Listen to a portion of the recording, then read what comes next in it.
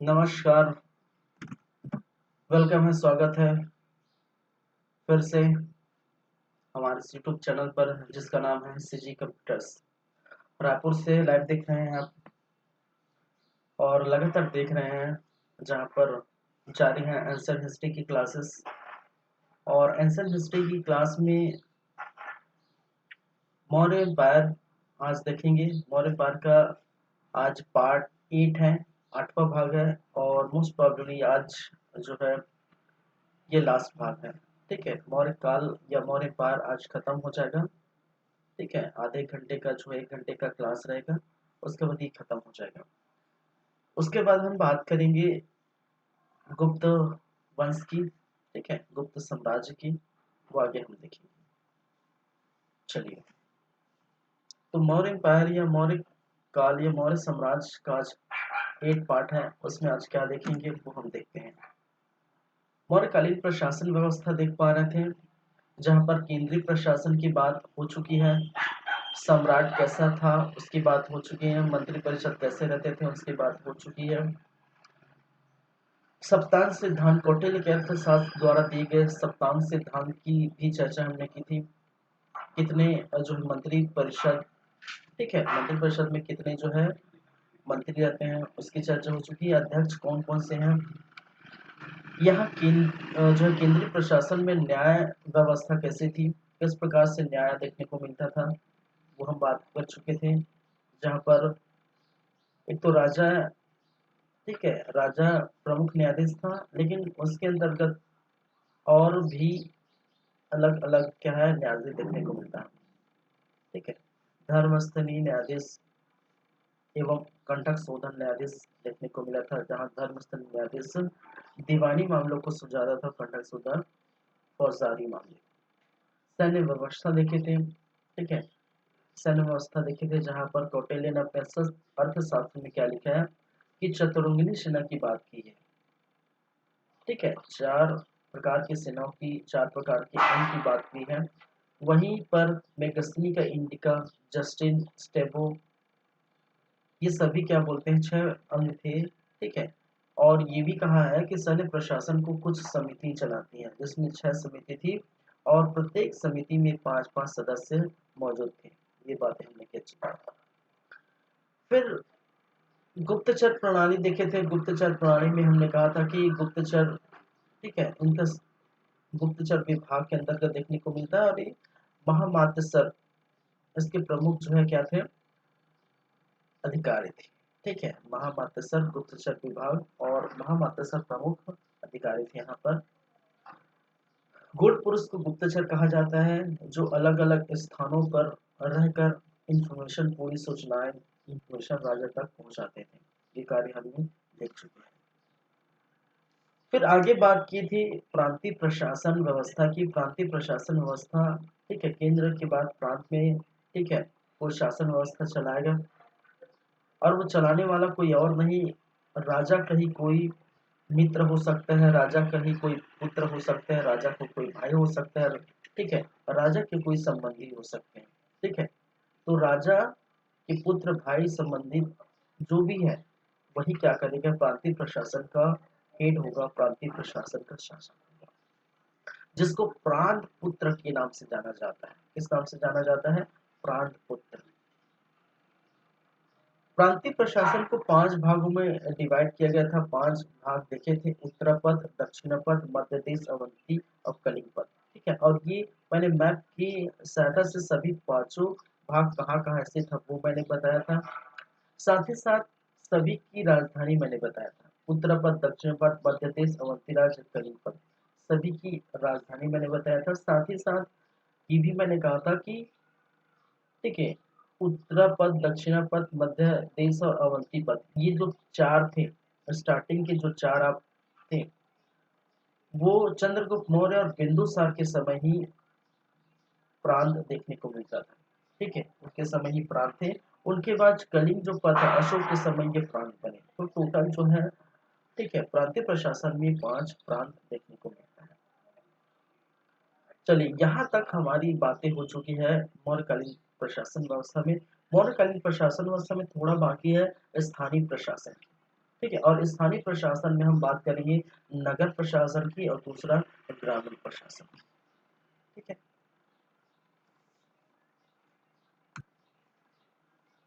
चलिए,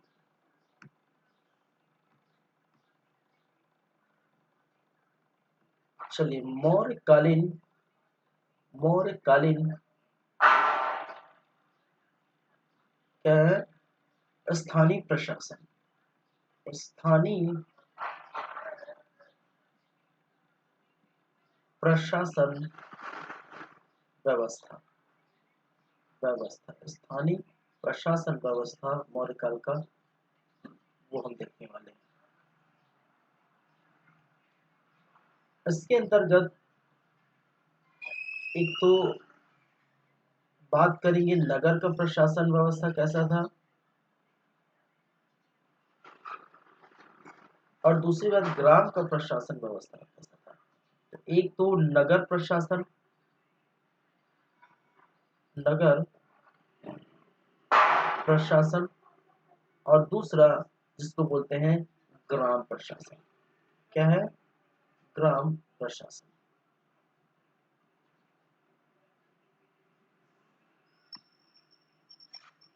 चलिए,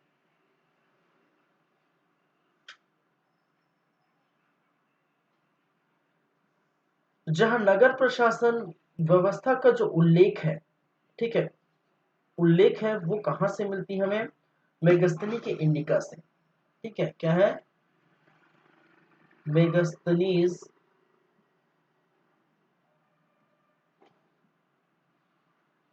के इंडिका। ठीक है, इसका उल्लेख, इसकी जानकारी, इनका वर्णन कहाँ लिखा गया है? नगर प्रशासन का मेगस्थनी का इंडिका के। वहीं पर ग्राम प्रशासन का जो उल्लेख है, ग्राम प्रशासन व्यवस्था का जो उल्लेख है, वो कहाँ आपको देखने को मिलता है? वो आपको देखने को मिलता है कौटिल्य के अर्थशास्त्र। किसमें? कौटिल्य के अर्थशास्त्र, अर्थशास्त्र। नगर प्रशासन व्यवस्था की बातें अगर करें तो किस नगर की बातें हैं, इसमें उल्लेख किस नगर का है? ठीक है, पाटलिपुत्र। याद रखिए, पाटलिपुत्र, या जिसको उस समय पोली प्रोथा कहा गया है। ठीक है, पाटलिपुत्र, या जिसे क्या कहा गया है? पोली प्रोथा, पोली प्रोथा के नाम से जानते हैं। पाटलिपुत्र या पोली प्रोथा का, ठीक है, पोली प्रोथा के नगर का वर्णन है।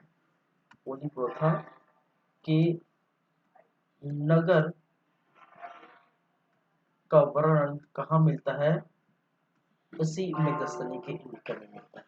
ठीक है, और कहा गया है कि इसमें, ठीक है, इस पाटलिपुत्र को, ठीक है, इस पाटलिपुत्र को, पाटलिपुत्र का संचालन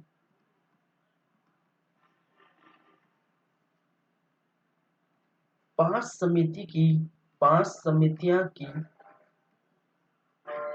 6 सदस्य होते हैं। 6 क्या होते हैं? सदस्य। ठीक है, संचालित करते हैं, संचालित करते हैं। ऐसा किसने कहा है? ऐसा किसने कहा है भाई? मेगस्थनी के इंडिका ने। चलिए, वहीं पर कौटिल्य का अर्थशास्त्र क्या बोलता है कि ग्राम है भाई साहब, तो ग्राम में उन्होंने कहा कि सबसे छोटी इकाई क्या होती है यहाँ की? ग्राम है। ठीक है, ग्राम प्रशासन में सबसे छोटी इकाई क्या है? ग्राम है। जैसे एक ग्राम को क्या कहते हैं? ग्राम ही कहते हैं। बहुत सारे अगर ग्राम मिल जाए तो वो क्या कहलाता है? ठीक है, संग्रहण, संग्रहण के नाम से जाना जाता है। और वो 100 ग्राम के बराबर होता है। ठीक है, अगर 100 ग्राम को हम मिला दें, ठीक है, वो तौलने वाला ग्राम नहीं पड़ा। ठीक है, गांव की संख्या, 100 गांव की संख्या क्या कहलाती है? संग्रह कहलाती है। वहीं पर खारवाटिक, खारवाटिक जो 200 ग्रामों की संख्या, 200 गांवों की संख्या, ठीक है, 200 ग्रामों की संख्या को हम क्या कहते हैं, खारवाटी कहते हैं। फिर खारवाटी जो देखने को मिलता है द्रोणमुख में, इसमें द्रोणमुख, और द्रोणमुख कितने गांव का समूह क्या कहलाता है, द्रोणमुख 400 गांव का समूह, 400 ग्राम, ठीक है, 400 ग्रामों का समूह या गांव का समूह द्रोणमुख कहलाता है। और एक और है जिसको बोलते हैं स्थानीय, ठीक है, स्थानीय, और ये 800 ग्राम होते हैं, ठीक है, कितने होते हैं, ये 800 ग्राम। तो 800 ग्राम का जो समूह क्या कहलाता है, स्थानीय कहलाता है। चलिए, इस गांव में एक व्यक्ति है जिसका नाम है गोप, ठीक है, गोप।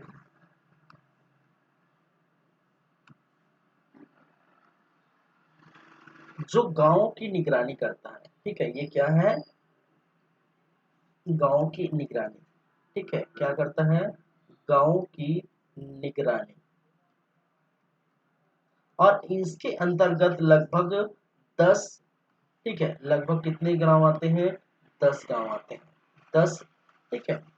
गांवों की जिम्मेदारी, ग्रामों की जिम्मेदारी किनको सौंपी जाती है, किसको सौंपी जाती है भाई साहब, गोप को, ठीक है। तो गोप एक ऐसा व्यक्ति है जो गांव की क्या करता है, ग्रामों की निगरानी करता है, और जहां पर उसको 10 ग्रामों की जिम्मेदारी सौंपी जाती है, ठीक है, ऐसी व्यवस्था देखने को मिलती है।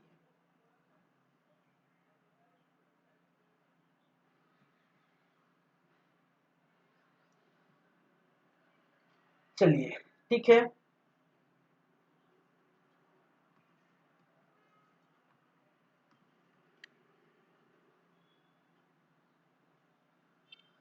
उल्लेख कहाँ से मिलता है, हमें प्राप्त कहाँ से होता है, ये कौटिल्य के अर्थशास्त्र, ग्राम प्रशासन, ठीक है, और नगर प्रशासन का उल्लेख जो है मेगस्थनी के इंडिका से मिलता है, ठीक है।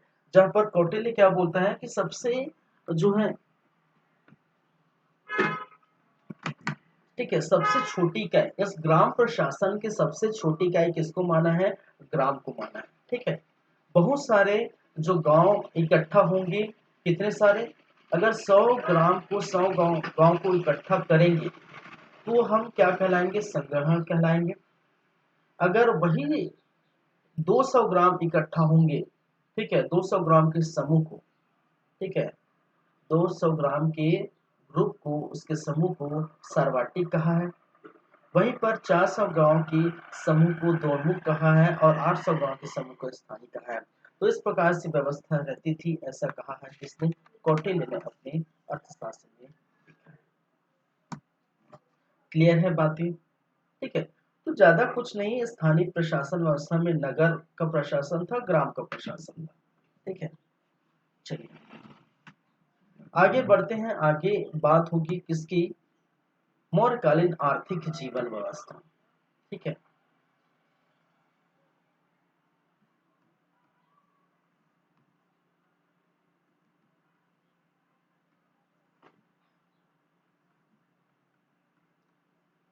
मौर्यकालीन आर्थिक जीवन,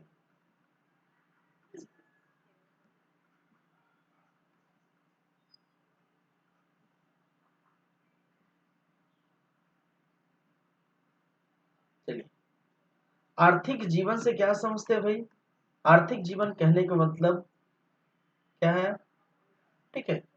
ऐसा कौन सा कार्य इनके द्वारा इस समय की जाती थी जिनको, जिनकी वजह से, ठीक है, अर्थव्यवस्था में सुधार होता है, अपनी जीवन यापन किस प्रकार से चलाते हैं, ठीक है।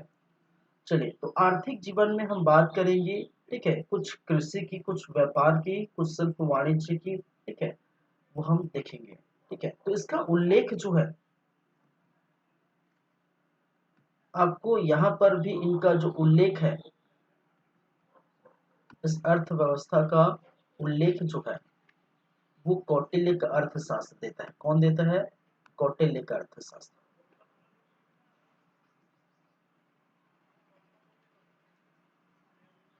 कौटिल्य का अर्थशास्त्र।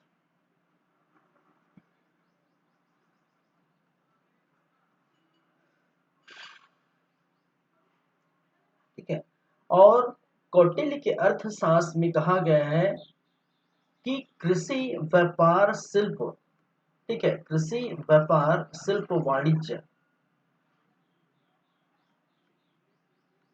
कृषि व्यापार शिल्प वाणिज्य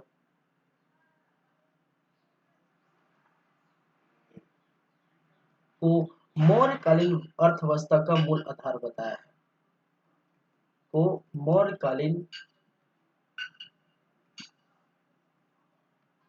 अर्थव्यवस्था का क्या बताया है, मूल आधार कहा है, या मूल आधार बताया है। ठीक है, तो कृषि हो गया, व्यापार हो गया, वाणिज्य जो है, ठीक है, ये अर्थव्यवस्था का मूल आधार है, ऐसा किसने कहा है, कौटिल्य का अर्थशास्त्र। चलिए, एक चीज है, एक है वार्ता, ठीक है, वार्ता, वार्ता क्या है भाई साहब, याद रखिए, अर्थव्यवस्था में जो कृषि है, पशुपालन है, व्यापार है, ये तीनों को हम अगर मिला दिए, ठीक है, मौर्यकालीन प्रशासन में कृषि प्लस पशुपालन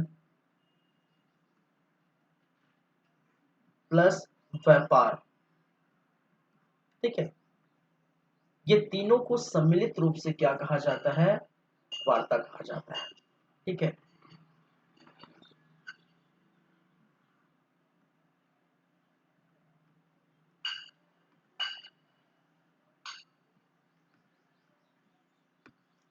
किस नाम से जानते हैं, तीनों को सम्मिलित रूप से, सम्मिलित, यार,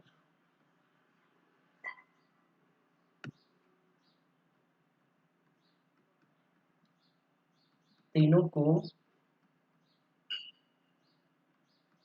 सम्मिलित रूप से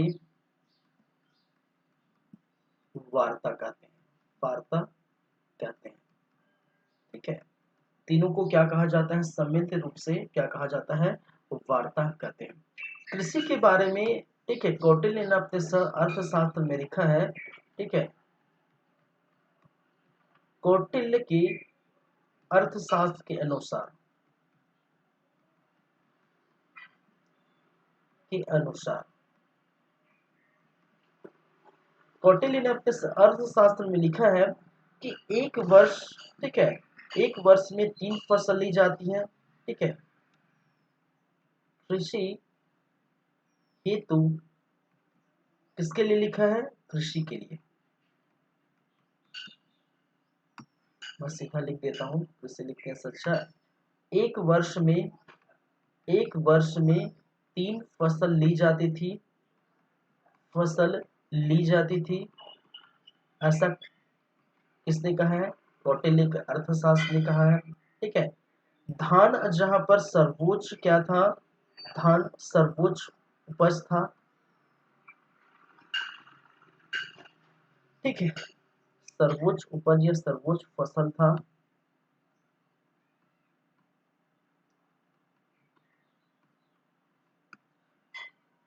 वहीं पर तीसरी बात का है, कृषि कार्य में, कृषि कार्य में दासों की हेल्प ली जाती थी, क्या है, दासों की क्या की जाती है, हेल्प की जाती है, मदद ली जाती है, ऐसा किसने कहा है, कौटिल्य के अर्थशास्त्र ने कहा है। याद रखिए, सिर्फ कौटिल्य का अर्थशास्त्र बोलता है कि समाज में दास प्रथा थी। ठीक है, समाज में दास और दासियां रहती थी। ठीक है, दास और या फिर दासियों को उनके घरेलू कार्य में, कृषि कार्य में, कोई हेल्प करने के कार्य में उनको लगाया जाता था, ऐसा किसने कहा है, सिर्फ कौटिल्य का अर्थशास्त्र।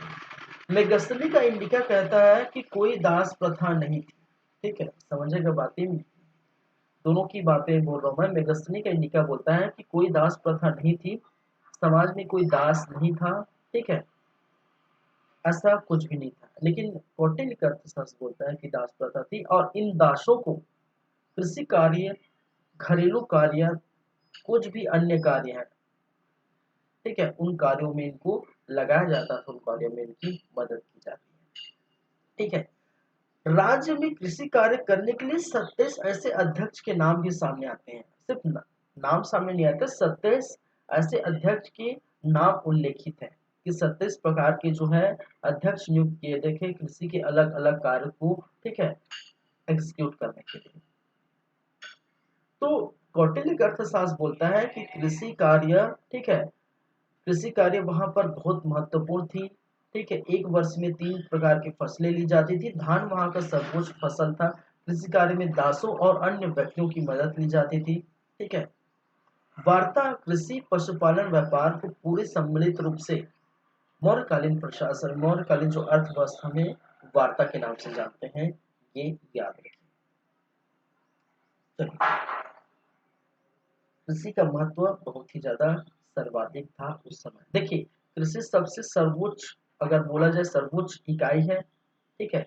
अर्थव्यवस्था में सर्वोच्च इकाई क्या है? कृषि है। याद रखिए, कृषि जो है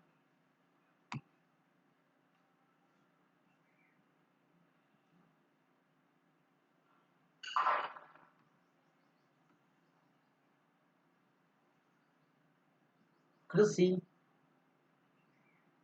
अर्थव्यवस्था की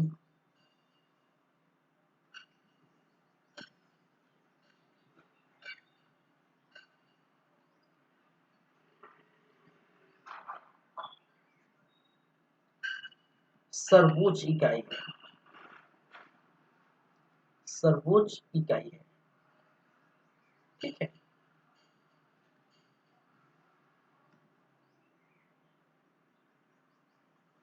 या थी, और जो भी सर्वोच्च इकाई थी। चलिए, तो फिर वो थी, ठीक है। कृषि अर्थव्यवस्था की सर्वोच्च क्या थी? इकाई।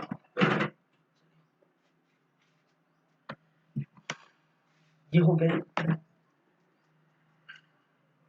कृषि का महत्वपूर्ण बहुत ही ज्यादा था, बहुत ही अधिक था, ठीक है। कृषि के कुछ प्रकार भी बताए गए हैं, ठीक है। यहाँ पर कृषि के प्रकार की बात की है, कितने प्रकार की जो है कृषि होती है उसकी बातें की है। तो कृषि के प्रकार में जो है आप देखेंगे 3 प्रकार की, 3 प्रकार की कृषि का उल्लेख है। 3 प्रकार के किसका? कृषि का क्या है? उल्लेख देखने को मिलता है। एक जिसे हम कहते हैं पृष्ठभूमि, क्या है? पृष्ठभूमि।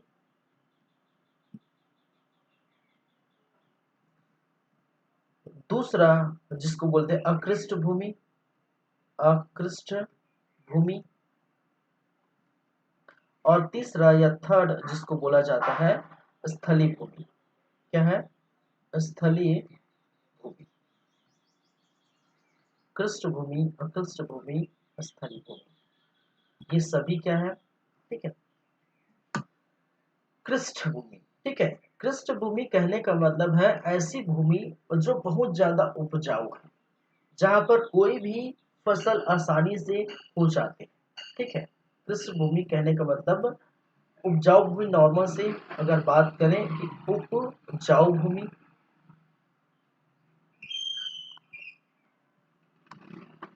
क्या है? उपजाऊ भूमि। और उपजाऊ भूमि कहने का मतलब है कि कोई भी फसल आसानी से क्या हो जाते हैं वहां पर, ठीक है। कोई भी फसल आसानी से पैदावार की जा सकती है, ठीक है। वहाँ की मिट्टी, वहाँ का जो स्थान है, वहाँ का इन्वायरमेंट है, किसी भी प्रकार की खेती के लिए, किसी भी प्रकार की फसल के लिए, ठीक है, ये अच्छे साबित होते हैं उपजाऊ। अकृष्ट भूमि कहने का मतलब है कम उपजाऊ भूमि। उपजाऊ तो है लेकिन कम उपजाऊ, ऐसा नहीं बंजर, ऐसा नहीं है बंजर नहीं बोल रहा हूँ, कम उपजाऊ भूमि, ठीक है। कहने का मतलब है कुछ कुछ फसलें इस अकृष्ट भूमि में की जा होती थी, कुछ कुछ फसलें यहाँ पर नहीं होती थी। तो कम उपजाऊ भूमि अकृष्ट भूमि कहलाता है। उपजाऊ भूमि कृष्ट भूमि। स्थलीय भूमि जो ऊंची भूमि है, ठीक है, क्या है? ऊंची भूमि। ऊंची भूमि, ऊंची भूमि मतलब, ठीक है, जो हल्के पहाड़ी एरिया में आपको देखने को मिलती है, ठीक है, हल्के जो है ऊंची जो भूमि होती है उसको क्या कहते हैं, स्थलीय भूमि कहते हैं। एक और भूमि का नाम सामने आया है जिसको कहा जाता है अदे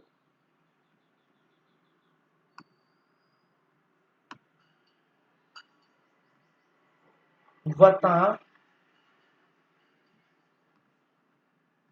अदे व मातृक भूमि, ठीक है, अदेव मातृक भूमि, अदेव मातृक भूमि का कहने का मतलब है कि ऐसी भूमि जो बिना वर्षा की क्या हो जाती है, फसलें अच्छी होती है, ठीक है। ऐसी भूमि जो बिना वर्षा के बिना वर्षा के फसलें अच्छी होती है, फसलें क्या होती है, अच्छी होती है, उसे क्या कहा गया है, किस नाम से जाना गया, अदेव मातृभूमि। और अदेव मातृभूमि कहा जाता है, ये देवता का आशीर्वाद है, देवता का क्या समझते हैं इसको, आशीर्वाद, ठीक है, कि भाई साहब बिना पानी वर्षा के, ठीक है, आशीर्वाद है, और बिना पानी वर्षा के क्या हो रहा है, यहाँ पर फसलें हो रही, तो ये देवताओं का आशीर्वाद समझते हैं, देवताओं का आशीर्वाद मानते हैं, ठीक है, कि ऐसी भूमि पर, ठीक है, फसलें अच्छे से होती हैं, इनके बावजूद वर्षा न होने के बावजूद, इसी कारण ये देवता का आशीर्वाद मानते हैं, इसलिए सो ऐसी भूमि जो बिना वर्षा के फसलें जो है अच्छी होती है उसको अदेव मातृक भूमि कहते हैं।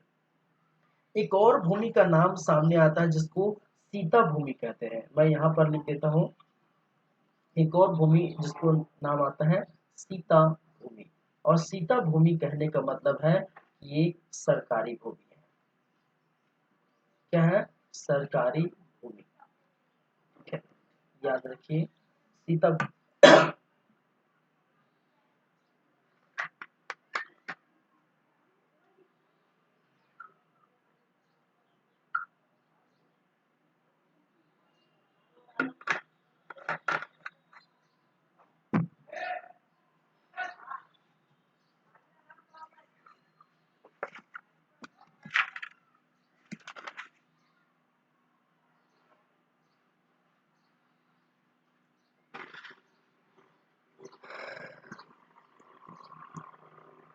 अब और इसी से क्या समझते हैं, इसी से एक नाम सामने आया है जिसको देते हैं सीता अध्यक्ष, सुने होंगे आपने, मैंने पढ़ा है सीता अध्यक्ष, जो कृषि विभाग का क्या होता है, ठीक है, इससे कृषि विभाग का, ठीक है, कृषि विभाग का अध्यक्ष को क्या कहा जाता है, सीता अध्यक्ष कहा जाता है, इसी कारण से इसका नाम क्या है, सामने आया है, ठीक है, सीता भूमि एक सरकारी भूमि है, और ठीक है, सीता अध्यक्ष कृषि विभाग का अध्यक्ष कहलाता है। अदेव मातृभूमि ऐसी भूमि जो बिना वर्षा के अच्छी फसलें देती है, वर्ष देवताओं का आशीर्वाद माना जाता है। कृषि में 3 प्रकार के जो है कृषि का उल्लेख है, ठीक है, पृष्ठभूमि, ठीक है, और पृष्ठभूमि और स्थलीय भूमि, ठीक है, ये नाम याद रखिए। आगे बात करें तो ये तो हो गए कृषि, साथ ही साथ हम बात करेंगे उद्योग धंधों की, ठीक है, थोड़ा सा फिर से सिस्टम चार्ज में लगा देता हूँ।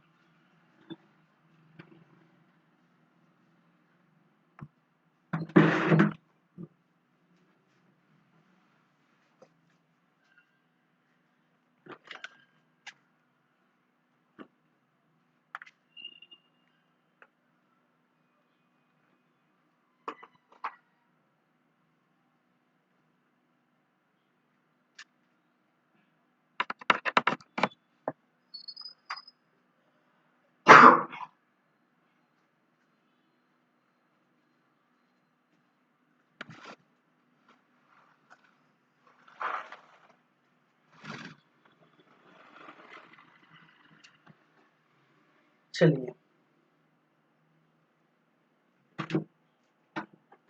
कृषि हो गया, कृषि की बात हम कर चुके हैं, ठीक है।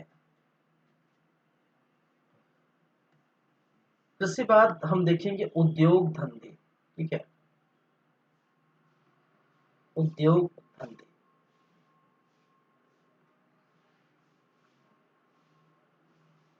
कृषि के साथ साथ उद्योग धंधे भी आपको देखने को मिलता है इस समय, ठीक है।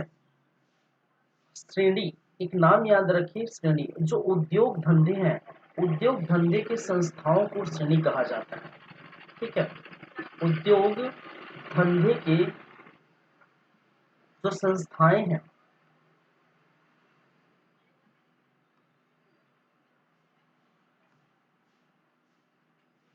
उद्योग धंधे की संस्थाएं क्या कहलाती है, ठीक है, वो कहलाती है श्रेणी, ठीक है।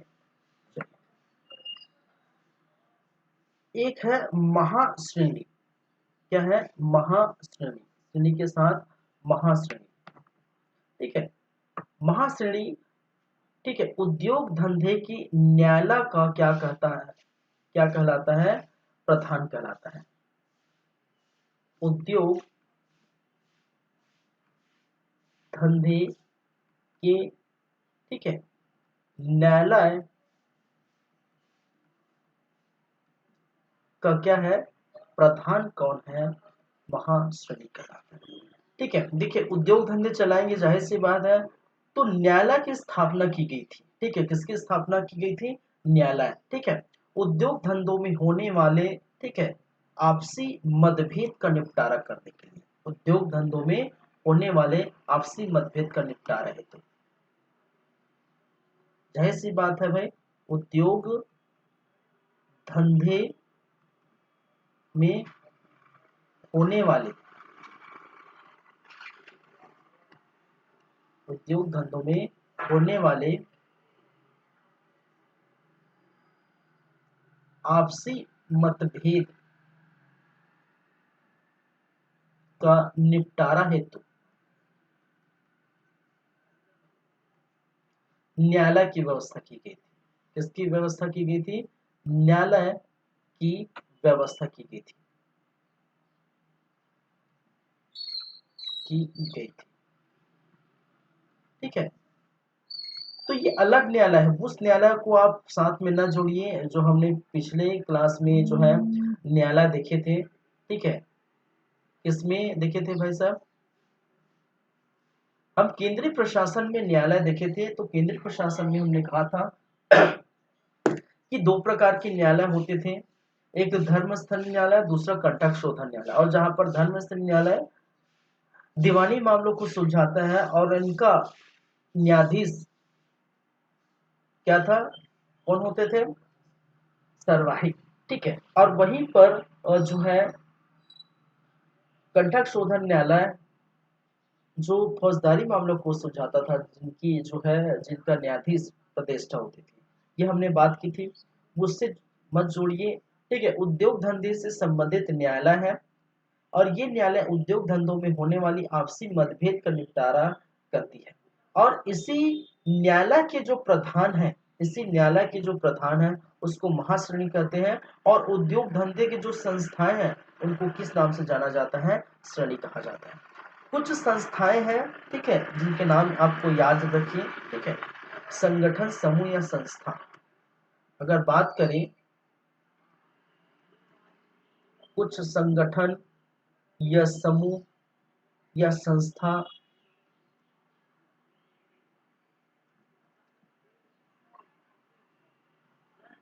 तो इस प्रकार से आपको देखने को मिलता है। एक कहलाता है, जैसे मैंने कहा, श्रेणी, ठीक है, एक है श्रेणी। तो शिल्पियों का संगठन क्या है, शिल्पियों का संगठन, ठीक है। उद्योग धंधे तो शिल्प का व्यापार, शिल्प का जो उद्योग करेंगे, ठीक है। शिल्पियों का संगठन,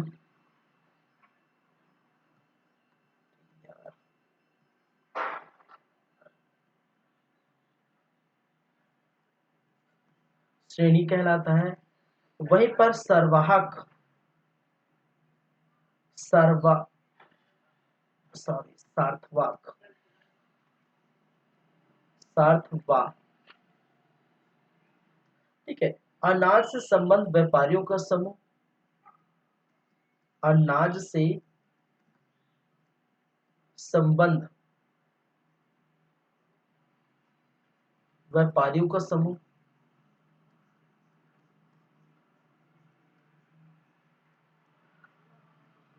क्या कहलाता है? सार्थवाक कहलाता है। वहीं पर निगम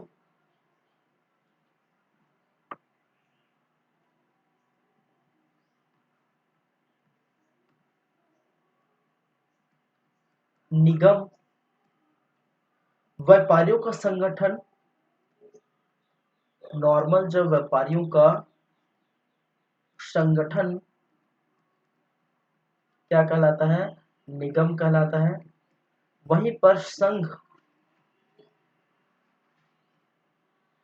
महाजनों व देनदारों का संगठन, महाजनों एवं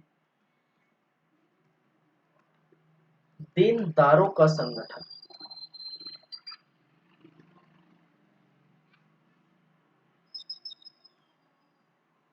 एक है समय, संगठनों के कानून का जो है समय, ये बताइए संगठनों के कानून का समूह क्या कहलाता है? समय कहलाता है। ठीक है। तो संगठन समूह या संस्था थी जहां पर श्रेणी शिल्पियों का जो संगठन कहलाता था। सार्थवाक अनाज से संबद्ध जो व्यापारी है उनका ग्रुप बना रहता है, उसको सार्थवाक कहते हैं। व्यापारी का जो है संगठन निगम कहलाता है। महाजनों और देनदारों का संगठन संघ कहलाता है। संगठनों ठीक है, संगठनों के लिए कानून व्यवस्था की गई है और उस कानून व्यवस्था में जितने मेंबर हैं, जितने ग्रुप हैं, जिनके समूह हैं, ठीक है, उस समूह को समय के नाम से क्या किया जाता है? जाना जाता है। ठीक है। तो ये थी मौर्यकालीन क्या है? आर्थिक जीवन। ठीक है, क्या है? मौर्यकालीन आर्थिक जीवन।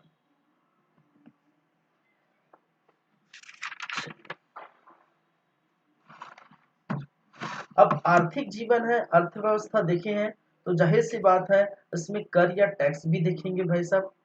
ठीक है। तो राज्य का आय का स्रोत क्या होता है? कर या टैक्स। ठीक है, क्या होता है? भूमि कर या टैक्स।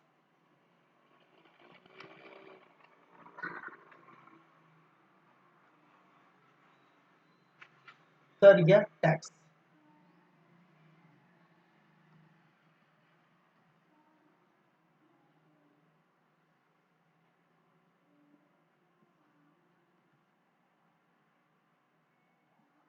राज्य के आय का प्रमुख स्रोत ये क्या होते हैं? राज्य के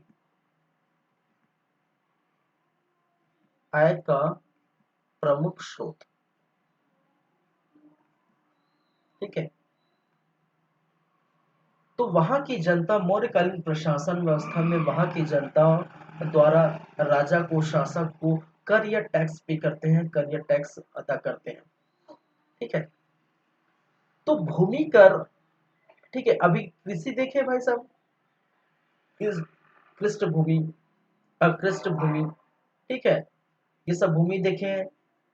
ठीक है। तो ये भूमि जो कर इन्हीं से लिया जाता है, भूमि कर या भूमि टैक्स जो है, ठीक है, वो कितना होता है? वो होता है 1/6 या कहीं कहीं ये 1/8 देखने को मिलता है। 1/6 या 1/4। ठीक है। क्या है? 1/6 या 1/4। ये हम बात करें, याद रखिए भूमि की, ठीक है, फसल की उसके से स्थिति जानकर वहां जो है फसल की स्थिति अगर अच्छी पैदावार हुई तो 1/6, थोड़ी अच्छी कम पैदावार हो तो 1/6। ठीक है। तो इस प्रकार से अच्छी फसलें होगी तो उनसे कर या टैक्स अधिक मात्रा में ली जाएगी। ठीक है। थोड़ी कम अच्छी फसलें होगी तो उससे, ठीक है, तो कहीं कहीं 1/6 की बात आती, कहीं कहीं 1/4, तो 1/6 या 1/4 कर यह टैक्स ली जाती है। लेकिन आपको याद होगा मैंने कहा था कि अशोक के समय, ठीक है, अशोक ने क्या किया था, अशोक अशोक के लुम्बिनी यात्रा के समय, अशोक के लुम्बिनी यात्रा के समय, यात्रा के समय, ठीक है, क्या किया था कि लुम्बिनी का कर या टैक्स 1/4 से, ठीक है, 1/4 से 1/8 कर दिए थे।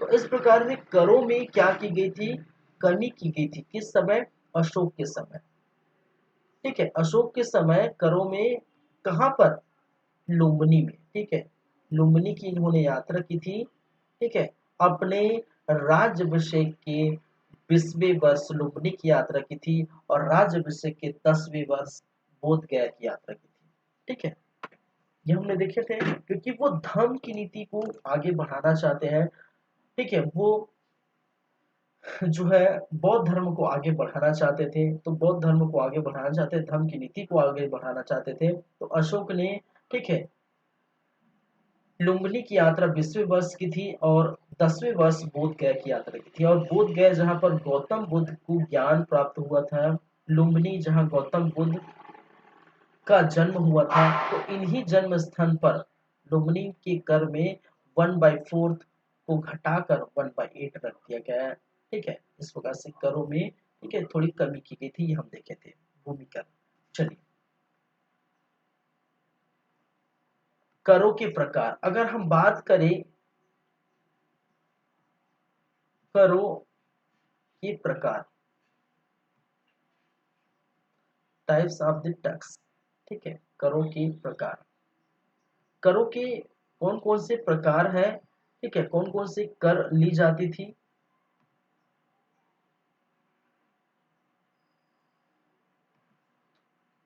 एक जिसको बोलते हैं प्रवेश कर, ठीक है, भाई प्रवेश कर क्या है, प्रवेश कर, और प्रवेश कर आयात कर है, अगर आप प्रवेश कर रहे हैं हमारे द्वार, ठीक है, आयात कर रहे हैं, तो क्या कहेंगे उसको, प्रवेश कर क्या कहलाता है, आयात कर कहलाता है, ठीक है, निष्क्राम कर, ठीक है, एक है निर्यात कर और जो है निष्क्राम कर, जिसको क्या करते हैं, निर्यात कर करते हैं,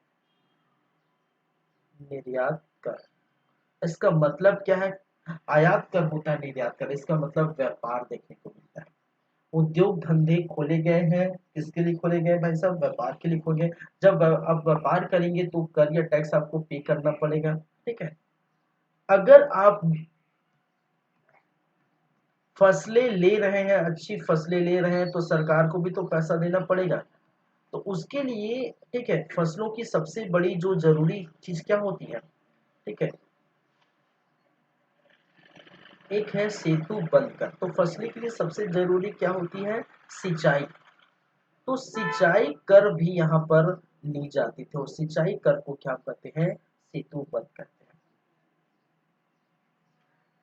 चलिए, एक और कर हिरण्य कर, क्या है, हिरण्य कर, और हिरण्य कर जो मुद्रा के रूप में ली जाती है, पैसा को डायरेक्ट आप देंगे, ठीक है, ऐसा कोई जो है धान मान दे देंगे तो भाई सब नहीं चलेगा, ठीक है, धान फसलें, ठीक है, ये सब दे देंगे तो नहीं चलेगा, तो मुद्रा के रूप में, ठीक है, पहले क्या होता था, राजा वगैरह अगर कोई कर ली जाती थी, तो अगर फसलें हो जाती थी तो फसलें का जो है, भूमि के जो फसलें का वन आधा ही 1/4 था, जितना जो भी है, ठीक है, 1/3 करे 1/2 करे जो भी है, उतना हिस्सा उनको दिए जाते थे। लेकिन ये हिरण्य कर जो है, वो डायरेक्ट आपको उस समय जो चल रहे मुद्रा है, ठीक है, पर कार्षापण वो देखेंगे, मुद्राओं की भी बातें करेंगे कि कौन कौन से मुद्रा है, निष्पण कार्षापण ऐसे जो मुद्रा है, ठीक है, उनकी भी बात हम करेंगे। तो एक होता है हिरण्य कर, चलिए, प्रणय, प्रणय। प्रणय कहने का मतलब है ये है आपातकालीन कर। आपातकालीन कर, ठीक है। आपातकालीन में अगर किसी प्रकार की अगर राज्य को जरूरत होती है, ठीक है, आपातकालीन स्थिति में कोई राज्य पर हमला कर दे या आपातकालीन करने का मतलब कोई भुखमरी मर रहा है, अर्थव्यवस्था गिर रही है, जो भी है, ठीक है, उस समय अगर कर ली जाती है तो उसको हम क्या कहते हैं, प्रणय कर। पिंड कर एक होता है, पिंड कर, और पिंड कर रिवाज के तौर पर लिया जाने वाला कर, ठीक है, रिवाज के तौर पर ली जाने वाली, ठीक है। तो रिवाज के तौर पर ली जाने वाली जो कर या टैक्स है उसको हम क्या कहते हैं, पिंड। एक है सेतु कर, और सेतु कर जहां पर फल फूल आदि कंदमूल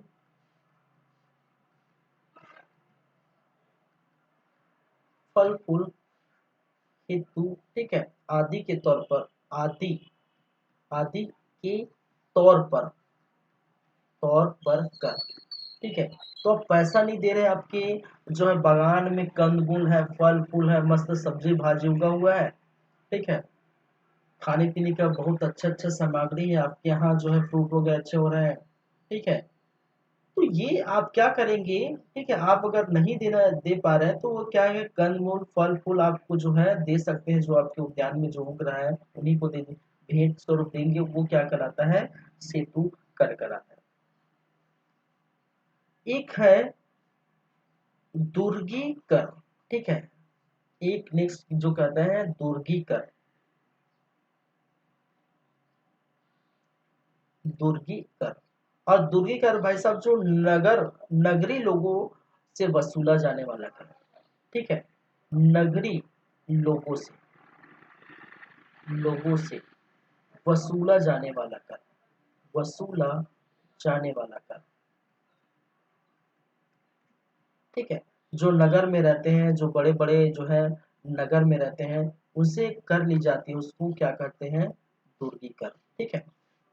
चलिए, तो भाई नगर के लोग थोड़ी वो कृषि कार्य करेंगे, या बहुत ऐसे कुछ थोड़ी करेंगे, गांव के लोग जो है वो कृषि कार्य अन्य कार्य करते हैं भाई सब, जो छोटे मोटे जो लोग, हम जैसे लोग, ठीक है। बड़े बड़े लोग तो बहुत जो है क्या कार्य करते हैं, ठीक है। चलिए, वृष्टिकर, एक है वृष्टिकर, और वृष्टिकर बेकार कर, ये क्या है, बेकारी कर, ठीक है। और 10वें नंबर पर देखेंगे बलिकर, बलिकर, और ये जो है धार्मिक कर है।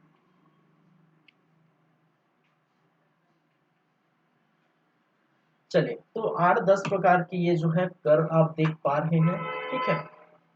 कर या टैक्स ली जाती थी, राज्य का आय का प्रमुख स्रोत कर या टैक्स था, भूमि कर 1/6 या 1/4 था, देख देख कर अशोक ने लुम्बिनी, ठीक है, की यात्रा की थी, ठीक है। और लुम्बिनी की यात्रा आप जानते हैं,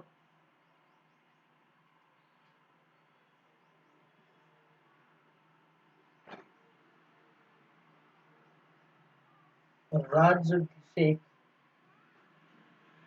के 20वें वर्ष, ठीक है, 20वें वर्ष। और राज्याभिषेक कब हुआ था, 269 BC, ठीक है। तो ये छोटी छोटी चीजें आपको क्या करनी है, याद रखनी है, ठीक है। अब 20 वर्ष उसमें क्या कर दीजिए, घटा दीजिए, बस निकल जाएगा आपका टाइम, तबीयत है, ठीक है। चलिए, ठीक है, हो गया, कर या टैक्स की बातें कर लिए हम लोग। अब बातें करेंगे मौर्यकालीन जो है सामाजिक जीवन की बातें करेंगे, ठीक है। मौर्य काल में समाज कैसा था, ठीक है।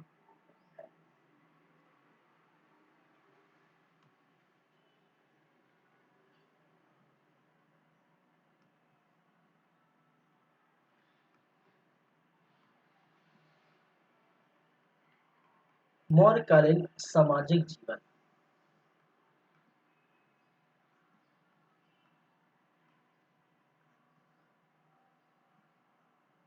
अर्थव्यवस्था देख चुके हैं, अब बात करेंगे समाज की।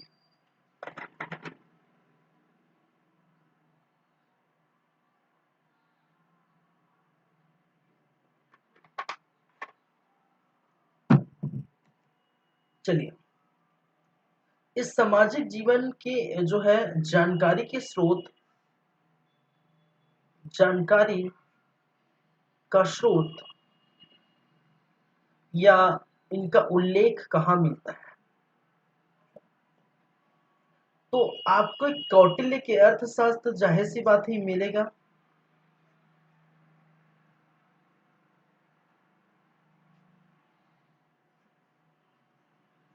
दूसरी बात, मेगस्थनी का इंडिका, मेगस्थनीज का इंडिका क्या बोलता है, ठीक है, इसमें भी इनकी जानकारी मिलती है। ठीक है, कुछ जो है यूनानी स्रोत है, यूनानी ग्रंथ है, यूनानी ग्रंथों में जानकारी।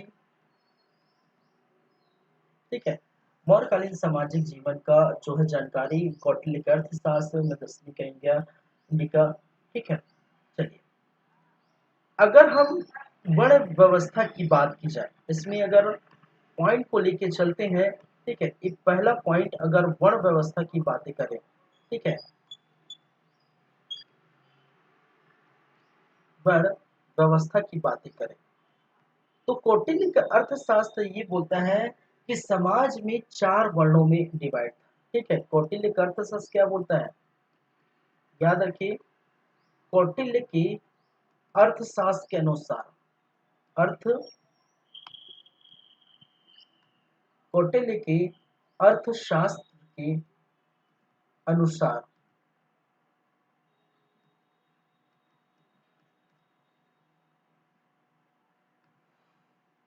समाज 4 वर्णों में विभाजित था। 4 क्या है, वर्णों में विभाजित था। वर्णों में क्या था, विभाजित था। ठीक है, कौटिल्य का अर्थशास्त्र क्या बोलता है कि समाज जो है 4 वर्णों में, आप जानते हैं 4 वर्ण वही हैं जो आप पहले पढ़ चुके हैं, ब्राह्मण, क्षत्रिय, वैश्य और शूद्र। क्षत्रिय, तीसरा वैश्य और चौथा शूद्र। ठीक है, तो कौटिल्य का अर्थशास्त्र बोलता है कि समाज जो है 4 वर्णों में विभाजित था। ठीक है, चलिए, लेकिन यहीं पर मेगस्थनी का इंडिका बोलते हैं कि 4 वर्ण नहीं थे यहाँ पर। ठीक है, समाज जो है 7 जातियों में विभाजित है। ठीक है, लेकिन अगर हम बात करें मेगस्थनी के इंडिका के अनुसार, मेगस्थनीज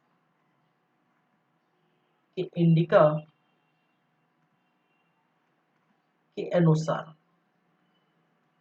ठीक है, समाज में, ठीक है, समाज जो है क्या है, समाज अच्छे से लिख देता हूं।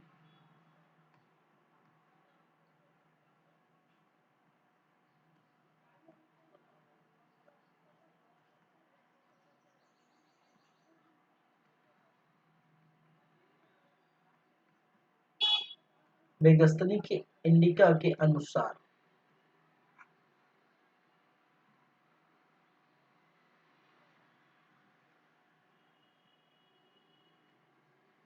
समाज 7 जातियों में विभाजित थे। जातियों में क्या थे, विभाजित थे। ठीक है, उन्होंने कहा है कि एक जाति दार्शनिक होती थी। ठीक है, एक जाति जो दार्शनिक कहा है उन्होंने, एक जाति जो उन्होंने किसान को कहा है, किसान या कृषक को कहा है, एक जाति अहीर को कहा है, किसान होते हैं, अहीर होते हैं, एक जाति जो शिल्पी या व्यापारी होते हैं,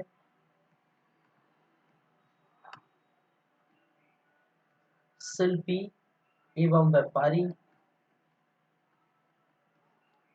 एक जाति जो सेनानी होते हैं, सेना का काम करते थे, एक जाति जो सभासद होते हैं, सभासद होते हैं, और एक जाति जो होते हैं, ठीक है, निरीक्षक होते हैं, निरीक्षक होते हैं। तो मेगस्थनी के इंडिका के अनुसार समाज 7 जातों में विभाजित था, ठीक है, जिसमें से किसानों की संख्या अत्यधिक थी, ठीक है, जिसमें से किसानों की संख्या, ठीक है, अत्यधिक थी। किसने कहा है?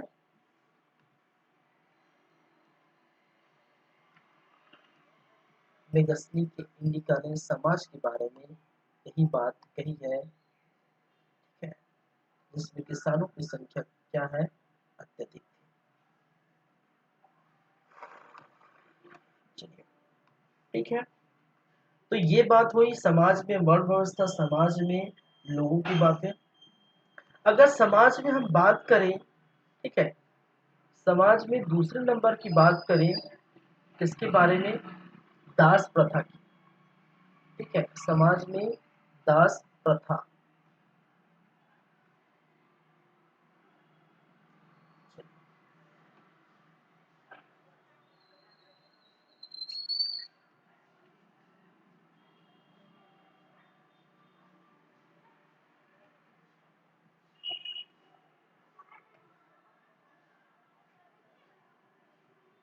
कौटिल्य की अर्थशास्त्र के अनुसार, अर्थशास्त्र के अनुसार, ठीक है, समाज में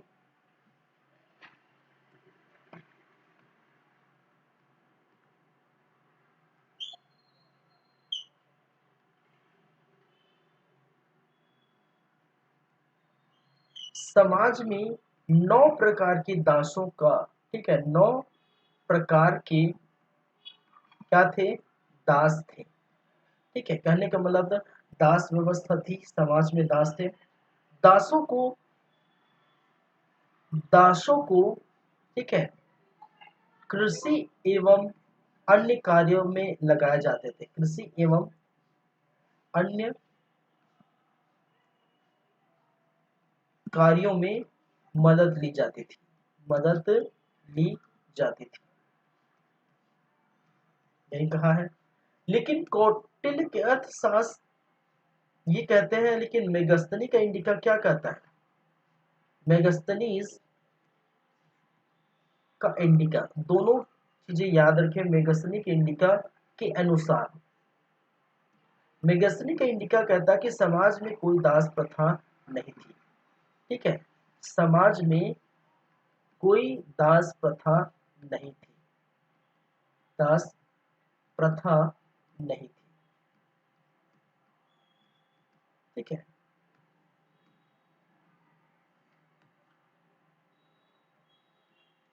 चलिए, दोनों बात होगी।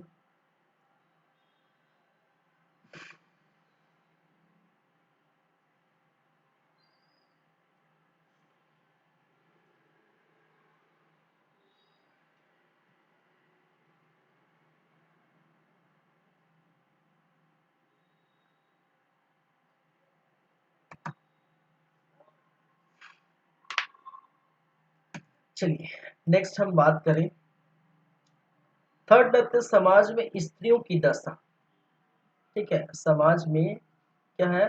स्त्रियों की दशा।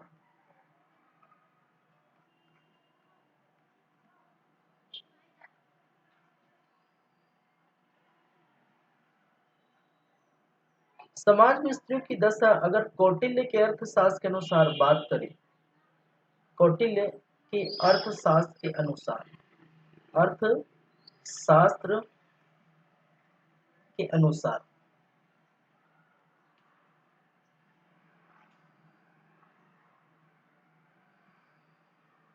महिलाओं की स्थिति अच्छी थी, महिलाओं की स्थिति अच्छी थी, पहली बातें। दूसरी बातें, ठीक है, सभी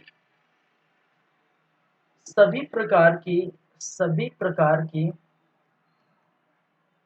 अधिकार प्राप्त थे, अधिकार प्राप्त थे, ठीक है। इनको शिक्षा का अधिकार था, ठीक है, शिक्षा का अधिकार था। उत्तरवर्ती कालीन सभ्यता में शिक्षा का अधिकार छीन ले गए थे, लेकिन शिक्षा का अधिकार था, ठीक है। शादी का अधिकार था, ठीक है। मन मर्जी से शादी का अधिकार था, शादी का क्या था, अधिकार था इनको, ठीक है। इनको पढ़ने लिखने, इनको शादी का अधिकार था। विधवा पुनर्विवाह का अधिकार था, विधवा पुनर, ठीक है, पुनर्विवाह का क्या था, अधिकार था।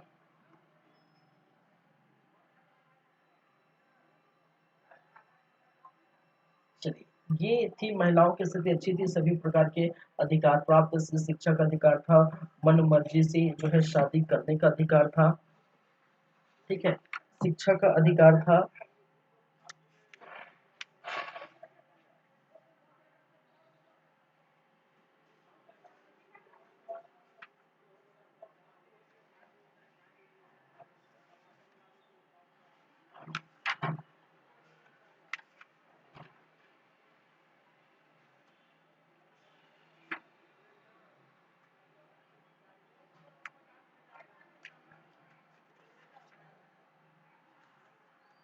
चलिए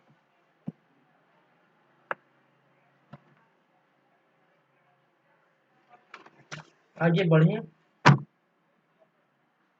वहीं पर मेगस्नी का इंडिका ये हो गया, लेकिन सॉरी, कौटिल्य का अर्थशास्त्र हो गया, और मेगस्नी का इंडिका क्या बोलता है कि भाई साहब, ठीक है, ये स्थिति तो अच्छी थी लेकिन उतनी अच्छी नहीं थी, ठीक है।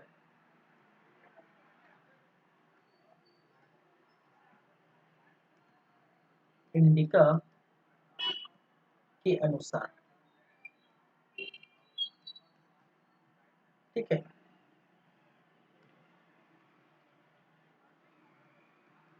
महिलाओं की स्थिति उतनी अच्छी नहीं थी, उतनी अच्छी नहीं थी, ठीक है। चलिए, यहाँ पर बाहर, ठीक है, अपनी जाति से बाहर कहा गया है कि अपनी जाति के बाहर विवाह नहीं कर सकते, विवाह नहीं कर सकते थे। किसने कहा है, मेगस्थनी के का। लेकिन अपने जाति के बाहर विवाह करने की बातें किसने की है, कौटिल्य के अर्थशास्त्र कहते हैं कि अपनी जाति के बाहर विवाह कर सकते हैं, मन मर्जी से विवाह की जाती है, ठीक है।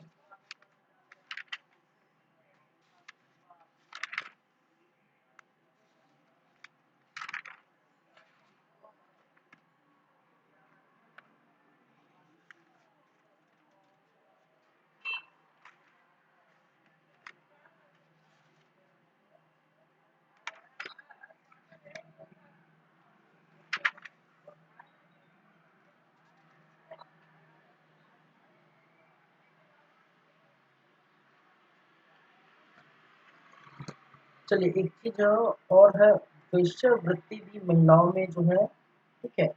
यहाँ पर अगर मैं यहाँ लिखूं,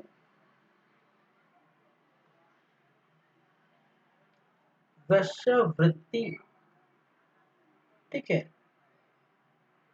भी थी, ठीक है। महिलाओं देखने की वेश्यावृत्ति भी थी, और वेश्यावृत्ति को, ठीक है, रूप जीवा कहते थे, रूप जीवा, ठीक है। तो मौर्यकालीन प्रशासन व्यवस्था में कौटिल्य लिखते हैं कि वेश्यावृत्ति भी यहाँ पर देखने को मिलती थी, और इनको संरक्षण प्रदान था उस समय, और ऐसे जो महिलाओं को, वेश्यावृत्ति से लिप्त जो महिलाएं थे, उसको रूप जीवा के नाम से जाना जाता था, ठीक है।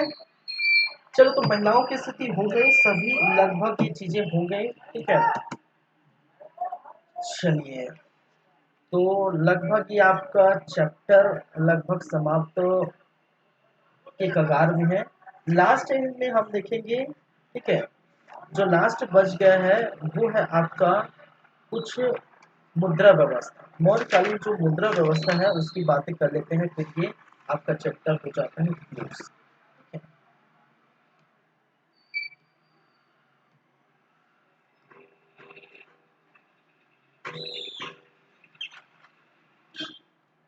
मौर्यकालीन मुद्रा व्यवस्था, ठीक है। मुद्रा व्यवस्था कहने का मतलब है कि भाई आप अगर कोई व्यापार कर रहे, कोई उद्योग कर रहे हैं, तो जाहिर सी बात है मुद्रा की जरूरत पड़ेगी, पैसों की जरूरत पड़ेगी, ठीक है। चलिए, एक नाम है जिसको बोलते हैं लक्षणाध्यक्ष, आपने सुने होंगे।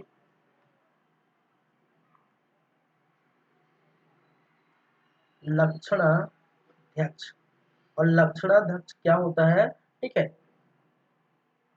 जो मुद्रा, ठीक है, और टकसाल जो विभाग होते हैं उसका नियंत्रक कौन होता है, ठीक है, लक्षणाध्यक्ष।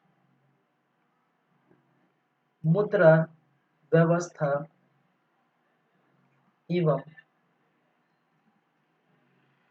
टकसाल, राज्य का जो टकसाल है का जो नियंत्रक है उसको हम क्या कहते हैं, लक्षणाध्यक्ष। मुद्रा निर्माण के हेतु इनको एकाधिकार प्राप्त था, ठीक है, मौर्य काल में, ठीक है। मुद्रा निर्माण हेतु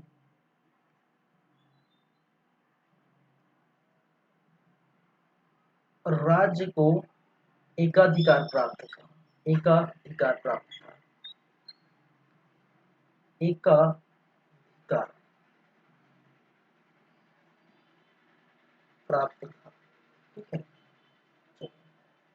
और इनकी जानकारी के जो स्रोत है, इनकी जानकारी का जो स्रोत है वो क्या है भाई, वो है कौटिल्य का अर्थशास्त्र। कि कौटिल्य के अर्थशास्त्र से हमें यही जानकारी मिलती है, ठीक है।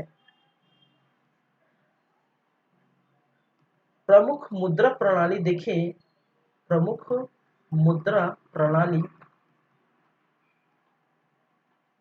की बात की जाए तो यहाँ पर एक तो तीन प्रकार के देखने को मिलता है। स्वर्ण मुद्रा,